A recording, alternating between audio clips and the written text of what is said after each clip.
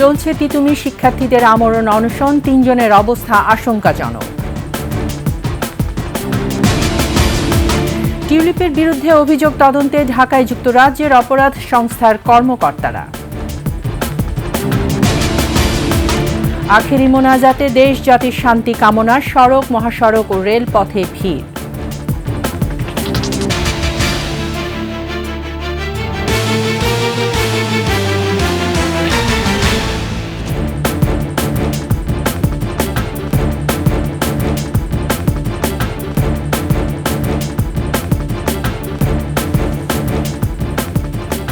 শুনছিলেন সংবাদ শিরোনাম। আমন্ত্রণ ২১শে দুপুরের সংবাদে, সাথে আছে আমি তাইজিন রহমান। দর্শক, ২১শে টেলিভিশনের সংবাদ একই সাথে সরাসরি দেখতে পাবেন আমাদের ফেসবুক পেজ www.facebook.com/21she24 অনলাইনে। এছাড়া সাবস্ক্রাইব করতে পারেন www.youtube.com/@21sheetv চ্যানেলে। সরকারি তিতুমির কলেজকে বিশ্ববিদ্যালয়ে রূপান্তরে এক দফা দাবিতে অনির্দিষ্টকালের জন্য আমরণ অনশন ও Barasat barricade to north city কর্মসূচি চালিয়ে যাওয়ার ঘোষণা দিয়েছে কলেজটির শিক্ষার্থীরা। পঞ্চম দিনের মতো চলছে শিক্ষার্থীদের আমরণ অনশন কর্মসূচি। শিক্ষার্থীরা ক্যাম্পাসের মূল ফটকের সামনে অবস্থান নিয়ে অনশন পালন করছে। বিশ্ব ইজতেমায় আখেরি মোনাজাতের কারণে বেলা ১১টা পর্যন্ত আন্দোলন বন্ধ রেখে শুধু অনশন পালন করে তারা। দাবি আদায়ে অনশন ও Barasat barricade to north city কর্মসূচি চালিয়ে যাওয়ার ঘোষণাও দিয়েছে শিক্ষার্থীরা। এদিকে অনশনরত ৩ শিক্ষার্থীর অবস্থা আশঙ্কাজনক বলে জানিয়েছেন চিকিৎসক। কয়েকজনের অবস্থা বেশ শোচনীয়। এই মুহূর্তেই ওদেরকে হসপিটালাইজ না করতে পারলে হয়তো ওদের শারীরিক একটা লং টার্ম অথবা শর্ট টার্ম কমপ্লিকেশনের আশঙ্কা আমরা করতেছি। তিতুমির কলেজের সামনে আছেন সহকর্মী দীপু শিকদার। সরাসরি চলে যাচ্ছি তার কাছে। দীপু, আমাদেরকে তিতুমির কলেজের এখনকার অবস্থা সম্পর্কে জানাবেন।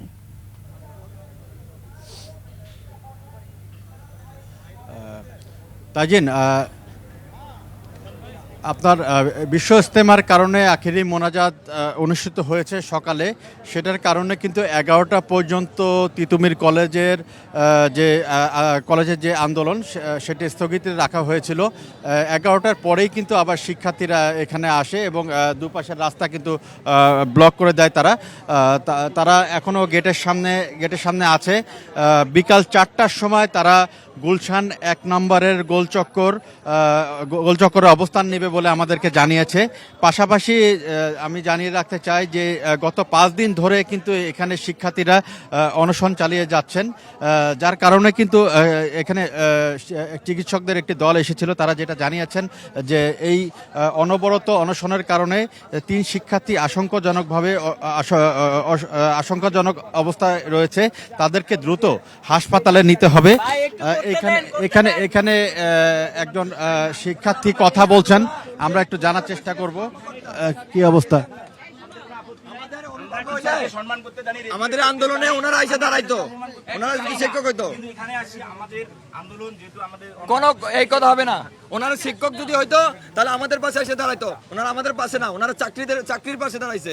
ওনারা চাকরি বাঁচানোর জন্য আমাদের এখন ভুলভাল বুঝাচ্ছে। আমাদের শিক্ষক হইলে অবশ্যই আমাদের সাথে এখানে দাঁড়াইতো। যেমন ওনাদের বিসিএস ইয়ার সময় যা ওনারা মানববন্ধন করছে, আমাদের প্রতি একটু সহানুভূতি দেখায় বলতে পারতো, রাষ্ট্রকে জানাতে পারতো আমার কোনো শিক্ষার্থীর কিছু হলে আমরা কিন্তু আপনাদের কাজ করবো না। সেটা করে নাই। আপনাদের এই সিস্টেম আর লাগবে না, আমলাতন্ত্রের দরকার নাই। আমি তো অনশন থাকবে, আমাদের আন্দোলন চলমান থাকবে যতক্ষণ না পর্যন্ত রাষ্ট্র ঘোষণা দিচ্ছে তুমি বিশ্ববিদ্যালয় হিসেবে। তাজিন, শুনছিলেন একজন শিক্ষার্থীর কথা। তারা যেটা বলছে যে তারা তাদের আন্দোলন চালিয়ে যাবে যতক্ষণ পর্যন্ত তাদের দাবি পূরণ না হয়। এখানে শিক্ষার্থীদের দেখতে শিক্ষকরা এসেছেন এবং তাদের সাথে একরকম কিন্তু একটি হট্টগোল আমরা দেখতে পেরেছি। আর আপনাকে আশেপাশের এলাকার কথা জানিয়ে রাখি যে আপনি হয়তো ছবিতে দেখতে পাচ্ছেন যে এই রাস্তাটি পুরোপুরি বন্ধ হয়ে আছে, যার কারণে কিন্তু একরকম ভোগান্তি তৈরি হয়েছে। তো সব মিলে এই ছিল আমার কাছে তিতুমির কলেজের সর্বশেষ তথ্য। তাজিন, ধন্যবাদ দীপু। তিতুমির কলেজের সামনে থেকে সেখানকার আন্দোলনের সবশেষ অবস্থা সম্পর্কে জানাচ্ছিলেন আমাদের সহকর্মী দীপু শিকদার। এদিকে চিকিৎসা, রাষ্ট্রীয় স্বীকৃতি, পুনর্বাসন ও ক্ষতিপূরণের দাবিতে রাজধানীর শ্যামলীতে প্রধান সড়ক অবরোধ করে বিক্ষোভ করছেন জুলাই আগস্টের আহতরা। তাদের অভিযোগ, প্রতিশ্রুতি পূরণ না করে উল্টো প্রতারণা করা হচ্ছে। দাবি না মানা পর্যন্ত সড়কে অবস্থান নেওয়ার ঘোষণা দিয়েছেন তারা। এদিকে সড়ক অবরোধের কারণে তৈরি হয়েছে যানজট, ভোগান্তিতে সাধারণ মানুষ। দীপু শিকদার রিপোর্ট, জানাচ্ছেন মাহিলা ইসলাম। বেলা 12টা নাগাদ পঙ্গু হাসপাতালের সামনে থেকে সরে শ্যামলীর প্রধান সড়কে অবস্থান নেন জুলাই আগস্ট আন্দোলনের আহতরা। বন্ধ করে দেওয়া হয় ওই সড়কের যান চলাচল। এ সময় তারা দাবি আদায়ে স্লোগান দেন। আহতদের অভিযোগ, সুচিকিৎসা থেকে বঞ্চিত হচ্ছেন, যার কারণে দিনে দিনে শারীরিকভাবে ক্ষতি হচ্ছে। তারা যদি একটা প্যারাসিটামল দিত তাও মনে বুঝ দিতাম যে কিছু একটা দিছে। গুড গুড, এটা কোনো কথা? আর আমাদের যে একটা অধিকার, রাষ্ট্রীয় সম্মান, যাই দিক রাষ্ট্রীয় একটা যে স্বীকৃতি, কিছুই তো পালাম না। আমাদের দাবি আমাদের সুস্থ চিকিৎসার ব্যবস্থা করে দিতে হবে, আমাদের পুনর্বাসনের ব্যবস্থা করে। সুস্থ চিকিৎসা পাচ্ছি না, এবং কি আমাদের পুনর্বাসন এবং কি আমাদের রাষ্ট্রীয় স্বীকৃতি চাই আমরা। সব কাগজপত্র ঠিক থাকলেও জুলাই ফাউন্ডেশন থেকে এখনো আর্থিক সহায়তা দেওয়া হয়নি বলে অভিযোগ করেন আহতদের অনেকেই। ডাক্তারকে নিয়ে এই কথা বলি, তারা বলতেছে তোমাদের বাংলাদেশে ট্রিটমেন্ট নাই, তোমাদের ফাইলগুলো রেডি করছি, তোমাদের ফাইলগুলো মন্ত্রণালয়ে পাঠাইছি, এগুলো হলে তোমাদের বাইরে ট্রিটমেন্টের জন্য পাঠাবো। আমরা কাগজ স্বাস্থ্য মন্ত্রণালয় দিয়েছি, আমরা ওখানে হারিয়ে ফেলছি, কাগজটা আমরা পাচ্ছি না খুঁজে। আজকে অনেকদিন যাবত এমন প্রতারিত করতেছে, কোন দিচ্ছে না। এখন আমি ফুল ডকুমেন্টস দিতে পারবো যে আমার সাথে প্রতারণা করতেছে আমাদের সাথে ওনারা। রাস্তা অবরোধের কারণে ওই সড়কে আটকা পড়েছে শত শত যানবাহন। মানুষ পায়ে হেঁটে যাচ্ছেন গন্তব্যের দিকে। আমাদের অনেক সমস্যা হচ্ছে, স্কুলগামী যারা আছেন বা যারা বিভিন্ন অফিসে যাচ্ছেন, বিভিন্ন কাজকর্মে যাচ্ছেন, তারা আটকে আছেন। আমরা চাই অতি দ্রুত এইসব সমস্যার সমাধান হোক। আসলে এরকম হয়রানি করাটা ঠিক না। রাস্তাঘাটে তো বিভিন্ন ভাবে মনে করেন হয়রানি হচ্ছে। আমরা এখন ওনাকে আমরা ডাক্তার দেখাইতে হবে, ডাক্তার না করলে ওনাদের চেয়ে বড় বিপদ আমি পড়বো, তখন আমার দায়ভার কে নিবে? ওনারা নিবে? আমরা তো এরকম দেশ চাই না যে দেশের ভিতরে আমরা কষ্টতে থাকি বা আরো 5 জন জনগণ কষ্টতে থাকে। এর আগে গত রাত থেকে পঙ্গু হাসপাতাল, জাতীয় চক্ষু হাসপাতাল, নিউরোসায়েন্স হাসপাতালে ভর্তি আহতরা আগারগাঁও সড়ক অবরোধ ও বিক্ষোভ করেন। মাহিলা ইসলাম, 21 টেলিভিশন, ঢাকা। শেখ হাসিনার বোনের মেয়ে টিউলিপ সিদ্দিকীর বিরুদ্ধে দুর্নীতির অভিযোগ খতিয়ে দেখতে বাংলাদেশে এসেছেন যুক্তরাজ্যের জাতীয় অপরাধ সংস্থার কর্মকর্তারা। দুর্নীতির অভিযোগে গেল মাসে যুক্তরাজ্যের মন্ত্রিত্ব হারাতে হয়েছে টিউলিপকে। যুক্তরাজ্যের সাবেক সিটি মিনিস্টারের পদ হারানোর পর এবার তার এমপি পদ নিয়েও চলছে টানাটানি। আর এই পরিস্থিতিতে টিউলিপ সিদ্দিকীর ব্যাপারে তথ্য নিতে এনসিএ কর্মকর্তারা বাংলাদেশের দুর্নীতি বিরোধী তদন্তকারীদের সঙ্গে গোপন বৈঠকও করেছেন। এ তথ্য নিশ্চিত করেছে সংবাদ মাধ্যম দ্য মেইল অন সানডে। সংবাদ মাধ্যমটি জানায়, টিউলিপ সিদ্দিকের ব্যাংক অ্যাকাউন্ট ও ইমেইলের তথ্য যাচাইয়ের পর জিজ্ঞাসাবাদের জন্য তাকে ডাকতে পারেন ব্রিটিশ কর্মকর্তারা।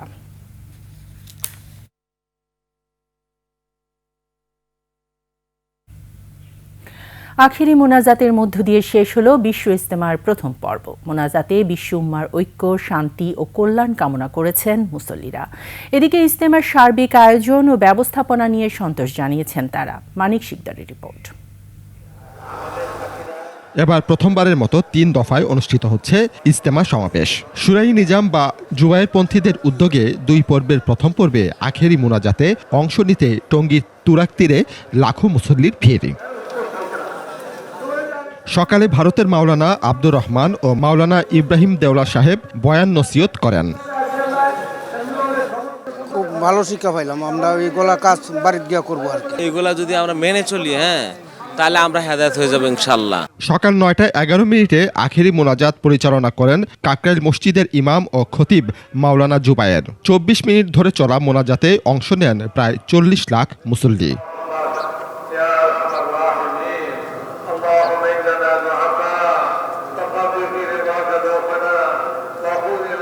আত্মোপলব্ধি, আল্লাহর কাছে ক্ষমা প্রার্থনার পাশাপাশি মুসলিম উম্মার শান্তি সমৃদ্ধি কামনা করেন মুসল্লিরা। মুসলিম জাহার জন্য একটি সুন্দর পৃথিবী এবং সুন্দর শান্তিময় একটি পৃথিবী চাচ্ছি।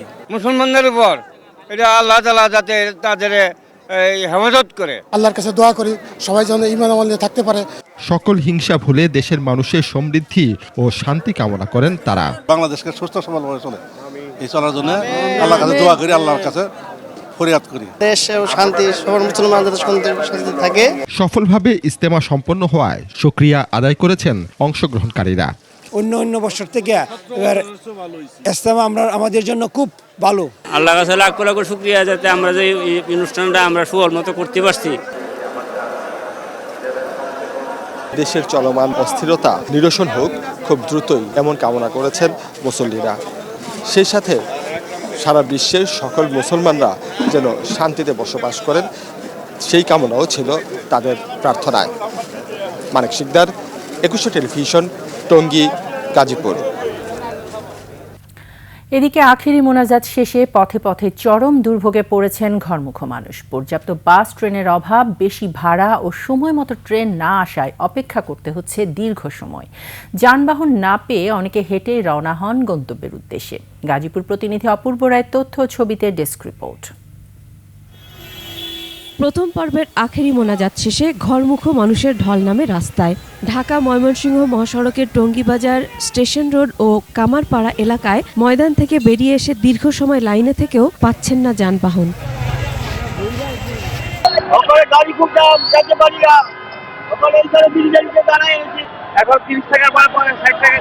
অনেক ভিড় হয়েছে, গাড়ি পাচ্ছি না, অনেক রাস্তা আছে, অনেক স্টেশন আইতাছি। এখন আমরা ফুটাতালয়ে অনেক দেরি করতেছি, কিন্তু গাড়ি মিলতেছে না।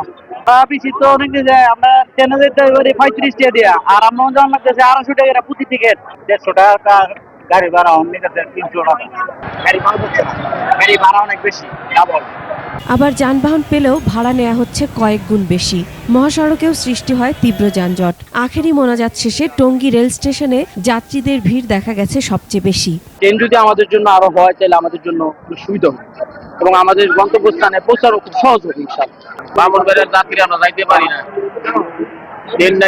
ট্রেনের যাত্রাটা একটু ডেভেলপ করা দরকার, যেন যাত্রীরা খুব সুন্দরভাবে ইজিলিভাবে তাদের গন্তব্যে পৌঁছতে পারে। আখেরি মোনাজাতের জন্য 9টি বিশেষ ট্রেনের ব্যবস্থা করে রেল বিভাগ। বনলতা, কক্সবাজার এক্সপ্রেস, সুবর্ণ এক্সপ্রেস, পর্যটন এক্সপ্রেস ও সোনার বাংলা, এই 5টি ট্রেন ছাড়া টঙ্গী স্টেশনে যাত্রা বিরতি করছে সব ট্রেন। 9টা বিশেষ ট্রেনের ব্যবস্থা করতে মোনাজাত শেষ হয়েছে। ওই বিশেষ ট্রেন এবং অন্যান্য যে ট্রেনগুলা এখান বিশেষ সুবিধা আছে, ওই ট্রেনগুলাতে আগত মুসল্লিরা নির্বিঘ্নে যাতায়াত করতেছে। Masuma Lisa, desk report, 21 television. বান্দরবানের লামা উপজেলার কমলাবাগান পাড়া থেকে 7 শ্রমিককে অপহরণ করেছে সশস্ত্র সন্ত্রাসীরা। আজ ভোর রাতে এই ঘটনা ঘটে। পুলিশ ও এলাকাবাসী জানায়, বমুরখাল এলাকা থেকে 7 শ্রমিককে অপহরণ করা হয়েছে। সংবাদ পেয়ে অপহৃতদের উদ্ধারে কাজ শুরু করেছে যৌথ বাহিনী। বান্দরবানের পুলিশ সুপার জানান, ঘটনাস্থল অত্যন্ত দুর্গম এলাকায়, তাই অপহরণকারীদের সম্পর্কে এখনও কিছু জানা যায়নি। এর আগে 14 জানুয়ারি বান্দরবানের সরই ইউনিয়ন থেকে 7 রাবার শ্রমিককে অপহরণ করে সন্ত্রাসীরা। পরে যৌথ বাহিনী অভিযান চালিয়ে একদিন পর তাদের উদ্ধার করে।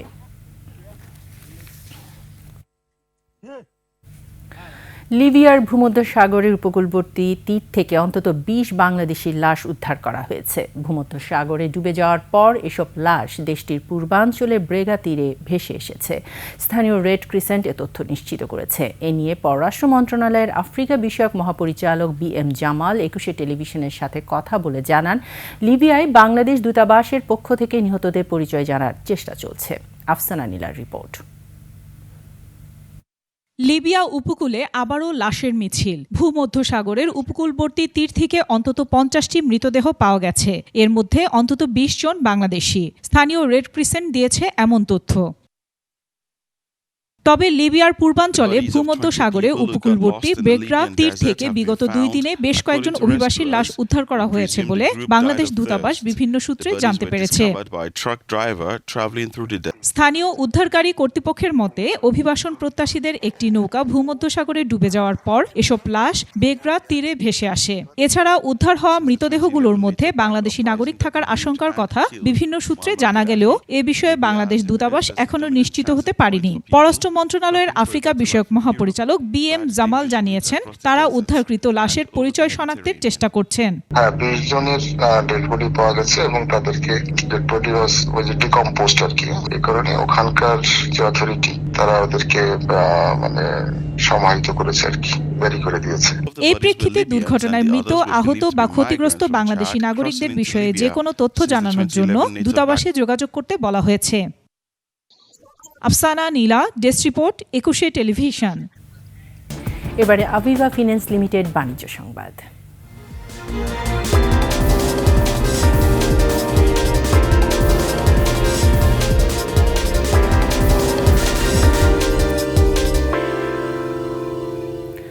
বিশ্ববাজারে রেকর্ড ছুঁয়েছে স্বর্ণের দাম। ইতিহাসে প্রথমবারের মতো 1 আউন্স স্বর্ণের দাম ছাড়ালো $2,800। গত সপ্তাহে লেনদেন শুরু হওয়ার আগে প্রতি আউন্স স্বর্ণের দাম ছিল $2,770।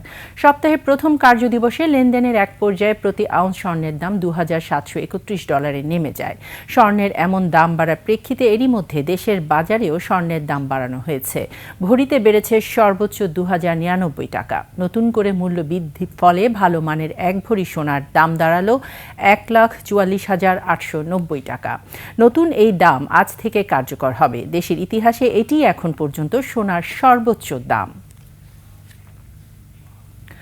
কোচ কাঞ্চন একাডেমির উদ্যোগে ঢাকায় অনুষ্ঠিত হয়েছে দক্ষিণ এশিয়ার অন্যতম বড় উদ্যোক্তা সম্মেলন বিজনেস ব্রেকথ্রু সামিট 2025। রাজধানীর সেনা প্রাঙ্গণে অনুষ্ঠিত দিনব্যাপী এই সামিটে সারা দেশ থেকে 3,000-এরও বেশি ক্ষুদ্র ও মাঝারি উদ্যোক্তা অংশ নেন। অনুষ্ঠানে প্রশিক্ষণ পরিচালনা করেন কোচ কাঞ্চন একাডেমির প্রতিষ্ঠাতা ও দেশের প্রথম certified happiness business coach Mohammad Ilias Kanchan. অনুষ্ঠানে কোচ কাঞ্চনের 6ষ্ঠ বই brain balance equal to bank ব্যালেন্সের মোড়ক উন্মোচন করা হয়। কোচ কাঞ্চনের জিতাও ফিলোসফির মাধ্যমে কিভাবে কাস্টমারকে সর্বোচ্চ ভ্যালু দেওয়া যায় সেটি এই সামিটের সবার মাঝে ছড়িয়ে দেওয়া হয়। শেষ করছি 21 সংবাদ। যাবার আগে সংবাদ শিরোনামগুলো জানিয়ে দিচ্ছি আরও একবার। চলছে তিতুমির শিক্ষার্থীদের আমরণ অনশন, 3 জনের অবস্থা আশঙ্কাজনক। টিউলিপের বিরুদ্ধে অভিযোগ তদন্তে ঢাকায় যুক্তরাজ্যের অপরাধ সংস্থার কর্মকর্তারা। আখেরি মোনাজাতে দেশ জাতির শান্তি কামনা, সড়ক, মহাসড়ক ও রেল পথে ভিড়।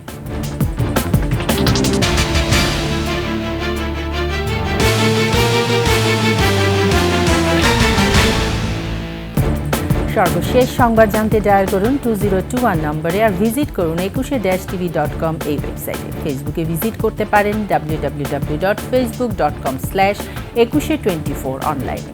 এছাড়া সাবস্ক্রাইব করতে পারেন www.youtube.com/@21etv চ্যানেলে। এতক্ষণ সঙ্গে থাকার জন্য ধন্যবাদ। পরবর্তী সংবাদ বিকেল 5টায় দেখার আমন্ত্রণ রইল। 21-এর সাথেই থাকুন।